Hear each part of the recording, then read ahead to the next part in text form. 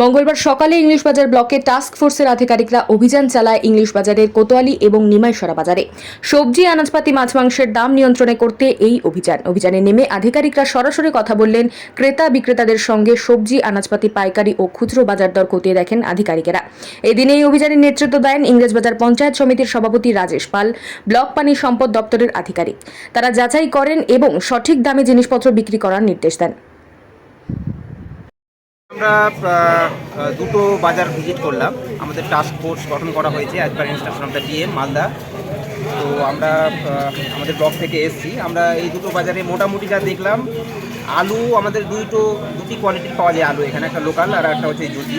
তো যেটা লোকাল আলু সেটা পোকাল বলা হয়, সেটা 25 টাকা কিলো মোটামুটি পাওয়া যাচ্ছে।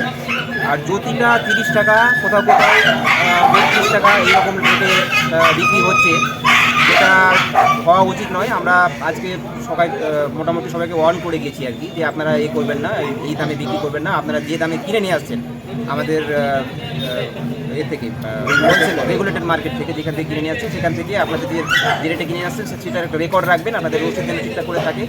কোন পয়েন্টে আমাদের এই দামটা বাড়ছে, আলুর দাম এত বেশি হওয়া সম্ভব নয়, হওয়া উচিত নয়। আমাদের মাননীয় মুখ্যমন্ত্রী ওনার স্ট্রিক্ট ইনস্ট্রাকশন যাতে করে এই জিনিসটা না হয়, আমরা সেই মতো করেই দেখছি। আমরা কোন পয়েন্টে এই দামটা বাড়ছে সেটা আমরা লোকেট করার চেষ্টা করছি। আপাতত এই রিটেল পয়েন্টে আমাদের যেটা মনে হলো যে এখানে বেশি হচ্ছে, এবার ওরা বলছে যে ওরা ওইখান থেকে বেশি দামে কিনছে, তাহলে সেটা আমাদের ধরতে হবে।